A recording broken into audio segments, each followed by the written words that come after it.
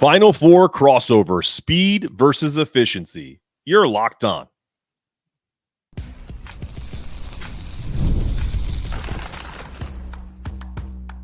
You are Locked On UCONN, your daily podcast on the UConn Huskies, part of the Locked On Podcast Network, your team every day.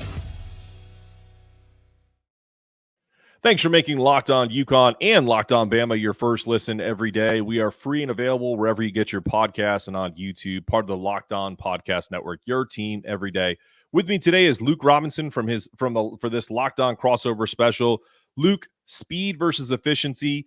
First question to you is, what are Bama fans' thoughts right now on this team and kind of the general mood around this Final Four run? Right now, it's pretty euphoric. I mean, obviously UConn's been there several times, but I guess your first time was back in the 90s, was it not? 99, so, yep. A lot of people may remember that from way back when, but it's been UConn since then has won a lot of national championships, been to a lot of Final Fours, and so it's sort of become ho-hum. But for us, Alabama, what people don't understand is that Alabama has a pretty incredible basketball history. Now, it's not Kentucky, and unfortunately, we're in a league that has Kentucky in it. Kentucky dominates the SEC. They always have. But Alabama is either the second or third best program historically in the SEC. People are going to, sort of be like, what? But that's true. And Alabama's got a ton of SEC tournament wins, ton of SEC titles, compared to the rest of the SEC outside of Kentucky. But they've had some All-Americans. Now they've been a number one seed in the tournament. That was last year. And they've done some nice things, right? But they've never been to a Final Four. And unfortunately, that's sort of what you're judged on. Like if you ever get to a Final Four, people, whenever you get back to the tournament, people are like, they've been there before, And so that's just the way it is. I mean, I'm a good buddy with a Mississippi State alum, Bart Heitch. His team went in 1994, and like everywhere he go, he never has to buy a beer in Starkville again. I mean, it's something that lives with you forever. And so, yeah, Alabama fans are pretty fired up. We almost don't know what to do with ourselves.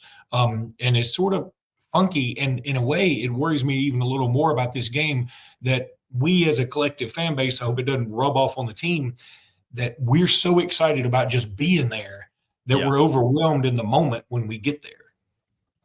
No, that's a great point. You mentioned 1994. That's for UConn fans, that's a rough one, man. That game against Mississippi State. I think I was 13 years old, and I remember it pretty vividly. That was a tough. We had Danielle Marshall, fifth pick in the draft, just an absolute monster of a player. Just couldn't beat. I think it was Dante Jones was their big star. That's a tough memory to bring up, but good stuff there. Dan Peter. Yes. Yep. Very good team. Mississippi State back in the day. This matchup is really interesting to me. I was talking to you pre-show about, people look at the numbers and the analytics of things, and I know Nate Oates is a huge analytics guy, as is Dan Hurley. So on Ken Pom, everyone uses Ken Pom. If you're unfamiliar with it, it's a system that is kind of a predictive system that is like if the game was played tonight. Like, so these are all updated stats. The adjusted offense is the amount of points a team scores per 100 possessions. So UConn is number 1 and Alabama is number 3. And there's like a tiny margin between the two. So it might as well be 1 versus 2. Purdue is number 2 if you're interested. So I'm curious about this number. UConn is defensively number 4 in Ken Pom. Alabama currently, I know they played better, but is 104.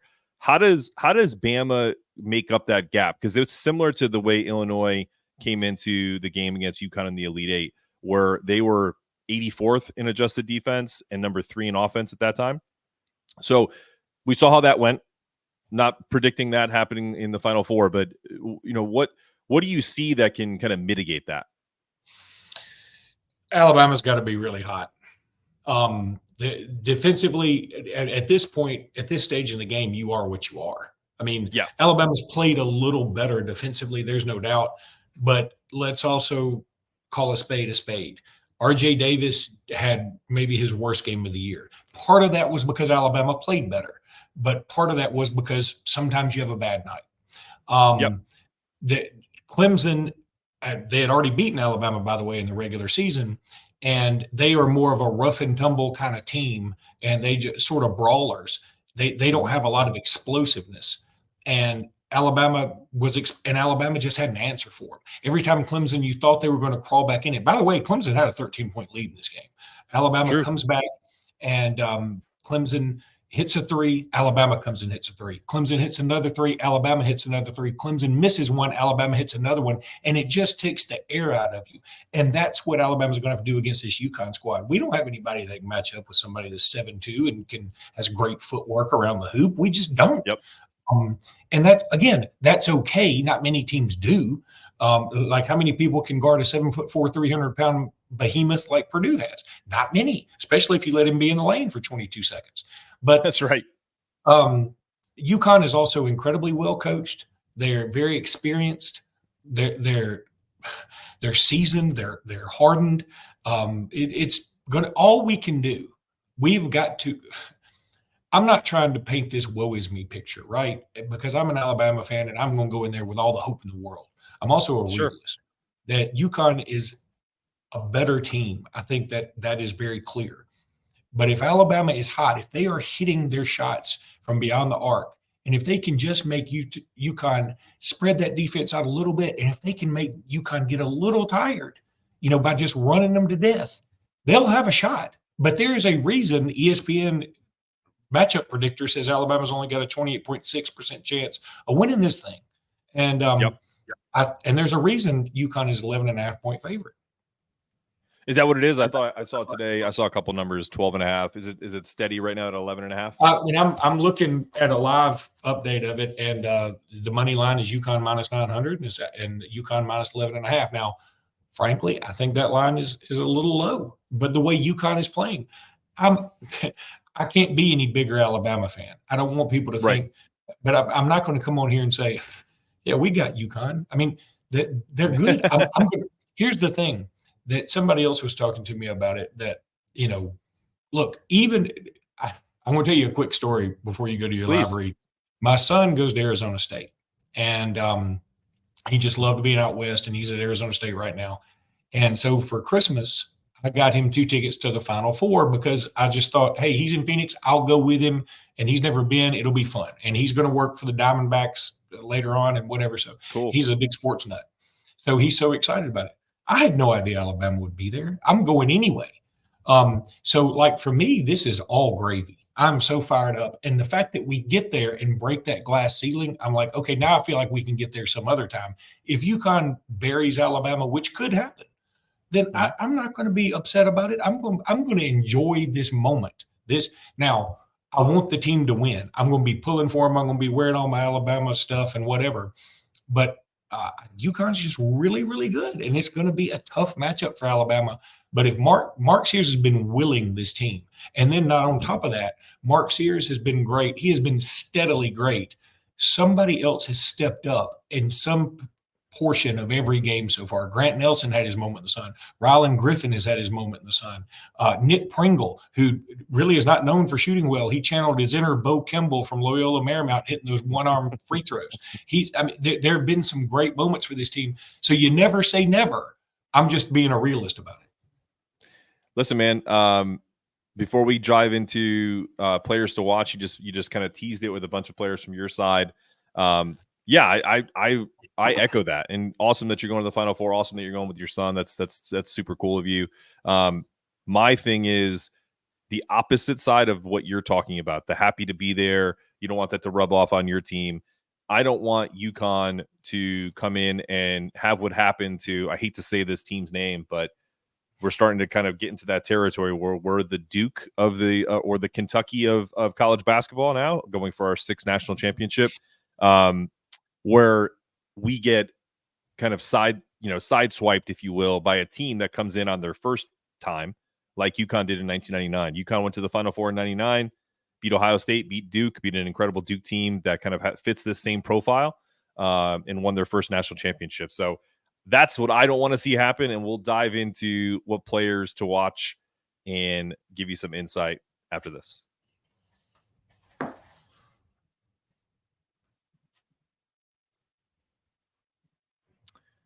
When you're hiring for small businesses, you want to find quality professionals that are right for the role. That's why you have to check out LinkedIn Jobs. LinkedIn Jobs has the tools to help you find the right professionals for your team faster and for free. LinkedIn has a vast network of more than 1 billion professionals, which makes it the best place to hire. It gives you access to professionals you can't find anywhere else. LinkedIn does all of that while making the process easy and intuitive. Hiring is easy when you have that many candidates. So easy, in fact, that 86% of small businesses get qualified candidates within 24 hours. Post your job for free at linkedin.com/lockedoncollege. That's linkedin.com/lockedoncollege to post your jobs for free. Terms and conditions may apply. All right, Luke, let's talk about some players to watch. For UConn, right off the bat, you mentioned him already. The most impactful player in college basketball, not named Zach Edey, and I think it's a lot closer than people think, is Donovan Clingan. He's 7'2"-ish, 7'3", whatever you want to say. He's big. I don't care whether they list him at 7'2" or 7'3". He's got the size of Zach Edey, but the footwork of a ballerina. He doesn't look super fast, but when he gets you pinned down low, he's a lot quicker than people think. He handled that Illinois attack. They really kind of tried to get into him and really tried to kind of create foul trouble, which I think was the plan for Brad Underwood's team. Do you think in Nate Oates' analytic world, only Estrada shoots mid-range jump shots? Everyone else is three-pointers, and they're looking for, easy twos. How does his presence affect that? And are they going to you think they're going to try to bring him out in pick and roll? How are they going to negate Donovan Clingan's defensive presence? Boy, I don't know that you do negate it. I mean, he's 7'2", and he's got this gigantic wingspan too. I'm not exactly sure what it is, but it looks like he's got 6 elbows. I mean, it's just, his arms are so long. I mean, he's like a spider. Look, Grant Nelson will be matched up with him a lot. I'm sure Pringle will be too. What I worry about with him more than anything is his getting somebody like a Nick Pringle into foul trouble very early, maybe even a Grant Nelson, who Grant Nelson is the opposite of Zach Edey. He gets the quickest whistle in the country, and Zach Edey never gets a whistle. So, right. Yeah, look, by the way, I have nothing against Zach Edey. He's sort of a joy to watch, but let's also be honest. I mean, he gets pretty good, favorable calls. And Luke, let me stop you right there for 1 second, because I'm going to mention this too. UConn fans don't also hate Zach Edey. I think my wife, who is a Tennessee Vols fan, we can get to that. We can talk about that another time. So she's watching that game and she pays attention, but she wasn't super into college basketball this season. She did say, she was like, how does he not get called for fouls? That's the biggest thing. So a casual college basketball fan like my wife watches this game and says, how does a guy this size not get called for fouls, but gets the most calls? That's what I think people are frustrated in. It's not that he shouldn't get any calls, because he's a monster. He's going to get hit. But that's because Donovan Clingan, same size, gets a pretty tough whistle as well. Continue. Yeah, no, you're absolutely right. And I think that's what Alabama's going to have to try and do, is get him in foul trouble somehow. The problem with that is the way you get a big man in foul trouble is you go right into him and you go into the body. Right. Well, Alabama doesn't have a lot of guys, I think, that can do that without getting their shot blocked pretty cleanly. This Alabama team can be really hot from beyond the arc, and I think you mentioned it, that's the thing that they're going to need to do, is just keep doing what they do. If you look at the shot chart against Clemson or against North Carolina, you'll see, it's a bunch of dots right by the basket and then a ton of dots outside the arc. And I think that's what Alabama needs to do again. And look, there'll be people out there saying, we live by the 3, die by the 3. Well, that's sort of a cliche, and it's a bad cliche, because they're teams that play nothing but slow down basketball. Well, when you live by slow down basketball, you die by slow down basketball, because if you get in trouble, how do you shoot your way back into it? If you're just a 4 corners kind of team. And so the good news about Alabama style is they can get down 13 early and then end up winning the game, pretty close to double digits or whatever it was against Clemson. So they can, they can always shoot their way back into it. Now they can shoot their way back out of it, but that's just who they are. And so I think what they're going to, like you said, they're going to try and maybe bring him out from beyond the basket, and just do the best they can. Look, it's going to be an uphill battle, but they've just got to be hot. Now, here's the other positive news, that Alabama's already been out west for a long time now. And this may not mean much, but it does to me in a sense, because you're looking for anything that helps give you an advantage. Alabama's already played in Phoenix this year. They played against Arizona earlier at the Sun Stadium. Now, it's not the same as playing in Glendale in that massive arena. I've been there for a national championship game, and it's absolutely huge. I mean, I would much rather, by the way, this thing be in the Suns arena. I think that makes better atmosphere, but that's for another day. Sure. So hopefully, like being in a cavernous stadium like that doesn't make for some bad shooting. Sometimes when you get in a big facility like that, I mean, for some reason, people just don't shoot well. It's just, it throws off everything. You're spot on. That was my next question is, do you think that's going to bother them? I think I honestly, Alex Caravan went on he's a friend of mine now. There's a Connecticut Sports Scoreboard podcast, and he does a regular spot for them. And they asked him about the balls, how sticky they are. And Alex Caravan is a 40, 50, 90 guy. Great shooter. This postseason, UConn hasn't shot well from three. We'll get into that in a second here. But he did say he wasn't making an excuse. He said he thinks that they're a little bit overinflated. I wonder if that'll make any kind of case, because I mean, let's be honest, Alabama hasn't had a problem shooting three. So I don't know if that's just, they're not shooting well because it's just an off night, but that's 3 nights in a row where they've shot below 30% from three. Or, it's a ball issue. It's all kind of conjecture, but the fact that it is in a football stadium, it is an interesting game, because usually when you don't have that backdrop, as a guy who used to shoot a lot, when I played back in the day, I can't imagine what that would feel like to shoot in like this open air environment where there's really nothing to kind of get your mindset there. But that'll be curious. Do you have any questions about UConn and specifically kind of matchups that you thought about or no? Well, besides Klingon, who am I supposed to be looking out for the most? I know Tristan Newton is a great player, but is there somebody else? I mean, look, if you were to ask the question the other way against Alabama, I certainly could have a few different answers. But again, being in the South, being at Alabama, I just hadn't seen a lot of UConn basketball. So, of course. I've seen it in the NCAA tournament, and I certainly know UConn's very good. But because there's not a lot of crossover, like if UConn were playing Kentucky or whatever, I would watch it. But, I like to watch more Southern area teams that I know Alabama will be playing. No, it's a great question. There's two guys that I would circle, and then one that is kind of an X factor. And Tristan and Donovan are the two that get the most pub. Tristan was a first-team All-American. Donovan is probably going to be a top 10 player in the draft. And then you have Cam Spencer. Cam Spencer is a Rutgers transfer. He's a former he played at Loyola of Maryland. Also went to Rutgers and then transferred to UConn. So he's a fifth-year senior, got that COVID year. So he's been transformative for this team. Another 50, 40, 90 guy, 50% from the field, 40% from three, 90% from the free throw line. When Tristan Newton has a game like he had against Illinois, he was 0 for 6 from the floor and was like 1 of 4 from the free throw line. He played awful shooting, but he had good assists, good rebounds. Cam kind of takes over as the de facto playmaker. He's a great 3-point shooter. He's also Dan Hurley's mini-me. He is a psycho. And I say that in all with all love to Cam Spencer. He's an absolute psycho on the court. Bama fans are going to hate him, but if he was on your team, you'd love him, because he is the type of guy, in football terms, since I am talking to a Bama guy, who'd run through a brick wall for your team. And he'll antagonize the other players, but he does it in a competitive way. And again, he's the guy you love to hate when he's not on your side. Those are the two that I would say.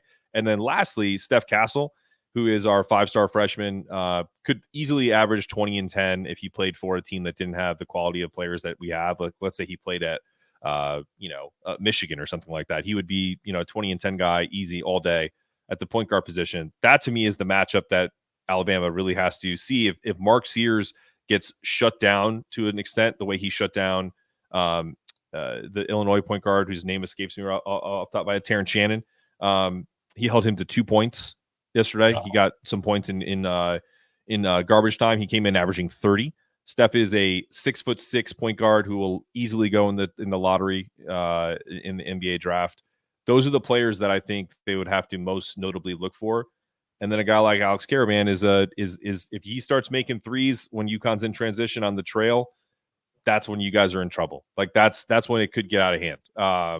That would be my scouting report. Well, you frightened me even more. I appreciate that. Yeah, I don't mean this in any way. Like when I watched that Clemson game, it was Mark Sears played incredible. So when Bama fans see this, I'm a Mark Sears fan. He is listed at 6'1". That means he's my height. He's 5'11". Let's just be honest, right? That's how basketball players work. He is a 5'11", incredible point guard in college basketball. Could easily get played in the pros if he gets in the right system. But it's the difference in mentality when you go up against a kid at Clemson, whether it was Joe Girard or even Carter, who guarded him a little bit, versus Steph Castle, who's essentially 6'6", 6'7", but moves just as fast as Mark Sears. So like it, what's the phrase in college football terms? Why does SEC football typically have better results? Is because, okay, so if you take away one thing, there's another thing to back it up. Or if one guy gets hurt, we have another 5-star to kind of put to bring in the mix. Unfortunately, that's what UConn is right now for Bama. It's a college basketball wagon, and there's not a lot of weaknesses. Let's put it that way. No, I totally agree. I mean, in a way, this is like UConn is sort of the Alabama of basketball. And, Alabama loses sometimes in football. Now, they don't lose very often. Trust me on this. But at the same time, it has happened. And, look, Alabama and UConn both played at Creighton this year. Creighton beat UConn worse than they beat Alabama. I mean, in fact, Alabama was in it till the very end. UConn did lose by 15 against Seton Hall this year. Unfortunately, and they lost to Kansas. Unfortunately, that's all of UConn's losses. Right. So, I think that it's just going to be an uphill battle. But again, you go out there and you play it. Nobody thought NC State would be in the Final Four either. So, agreed. Alabama certainly got a puncher's chance. For sure. And I'm gonna before we get to the live read in the last segment here, this is a crazy stat I heard, and someone sent this to me that's a UConn alum. Andrew Hurley is the son of Dan Hurley. He is a walk-on for their team. He is played in every single NCAA tournament game over the last 2 years. That just shows you how much they've won by. And this is a crazy stat. There are 24 5-star recruits in the class of 2020. Andrew Hurley has logged more NCAA tournament minutes than 10 of them. That just shows you how good this UConn team is, that a walk-on at UConn has more minutes than 10 of the 5-star recruits of the 2020 class that are still playing. So that's something to look for. I'm not looking forward. I know you're not looking forward to it, but we'll talk about in the last segment our predictions and what to expect in this game. But before we do, are you watching Fox Sports or ESPN on your TV all day? Have to turn the volume down with all the shouting? Make the switch to Locked On Sports Today, a free 24/7 sports streaming channel program for you every day to bring you the biggest stories about all the screaming. Locked On Sports Today brings you can't miss analysis and opinions, news, streaming 24/7 on YouTube or free Amazon Fire TV channels app. Part of the Locked On Podcast Network, your team every day. Passion and drive and patience. I'm reading the wrong thing, but that's okay. We're going to go to the next segment. Here we go.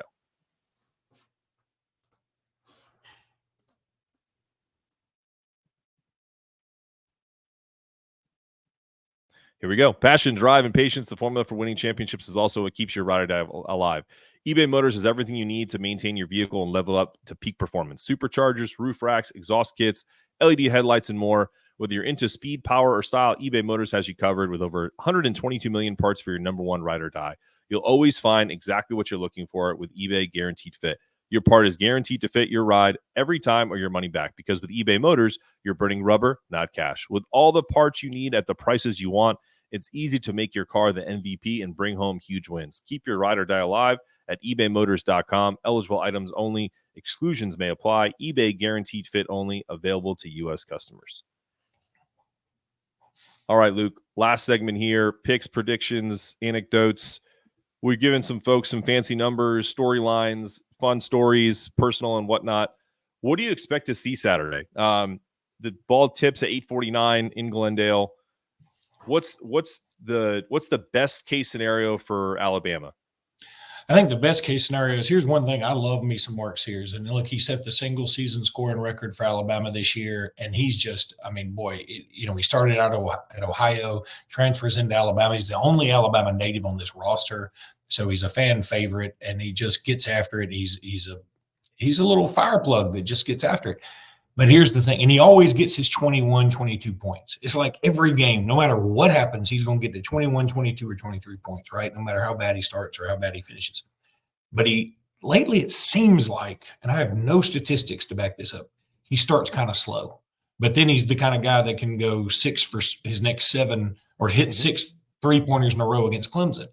So I think the best case scenario for Alabama is he starts big time.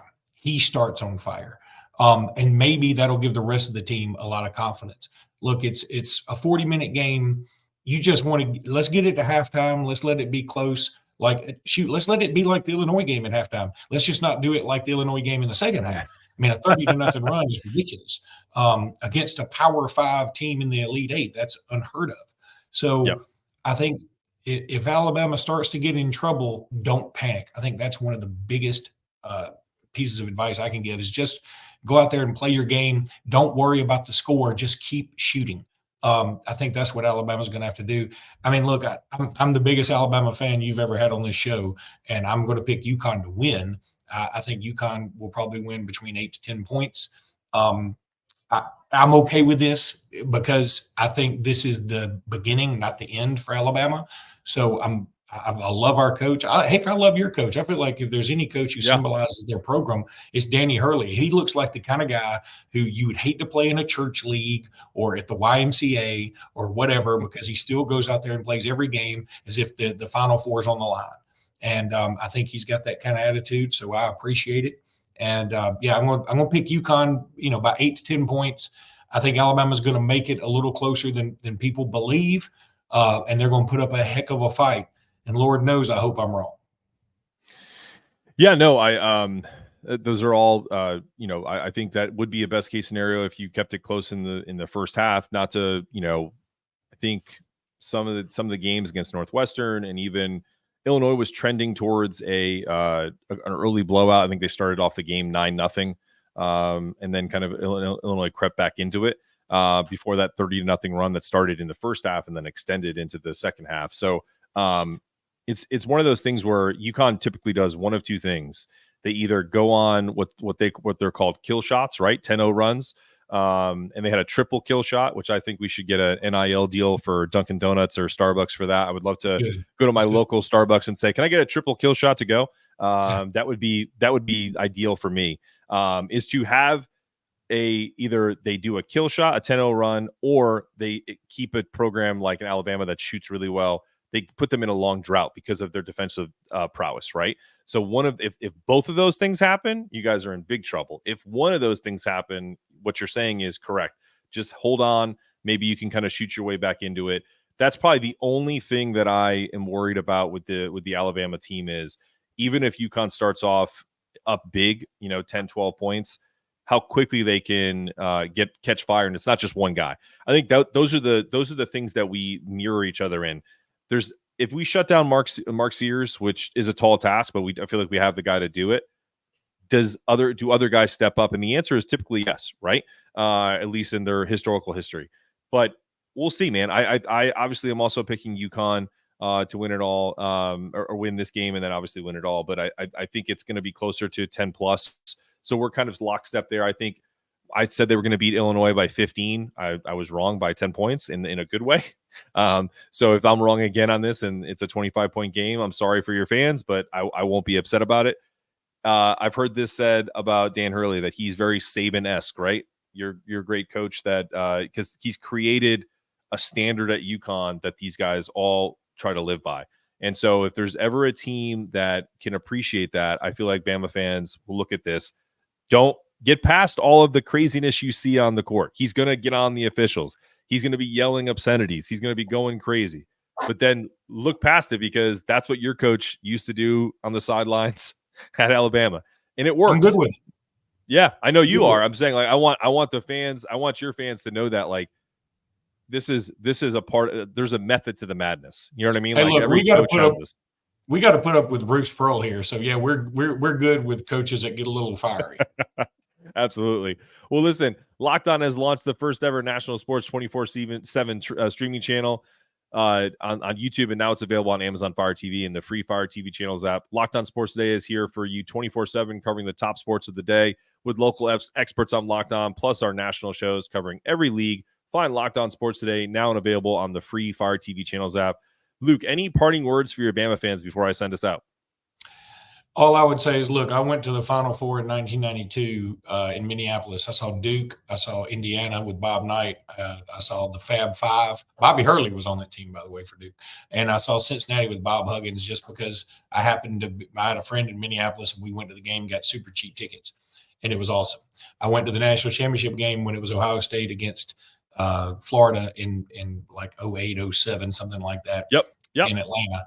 And I'm going to this Final Four. Some of it was happenstance, but if I'd known, if I didn't have tickets, I would have bought them. I'm telling every Alabama fan that I know, doesn't matter win, lose, or draw. Don't worry about the outcome of the game. Go to the Final Four. The championship game is fine. The Final Four is awesome. The championship game pales in comparison to the Final Four, if you ask me. With the two games back to back and the four sets of fan bases, it's unbelievable. It's an incredible experience. Highly recommend all Alabama fans and UConn fans to go. Well, you're definitely going to see a lot of UConn fans there, some of which I know. I will not be joining you unless you want to buy my ticket and fly me out. I'd be interested in that, Luke. We'll talk about that off the air. This has been another episode of Locked On UConn and Locked On Bama. I'm your host, Mark Zanetto, for Luke Robinson, wishing you peace, love, and go Huskies, and I guess go Bama, right? Roll Tide is what you say. Roll Tide. Go Huskies.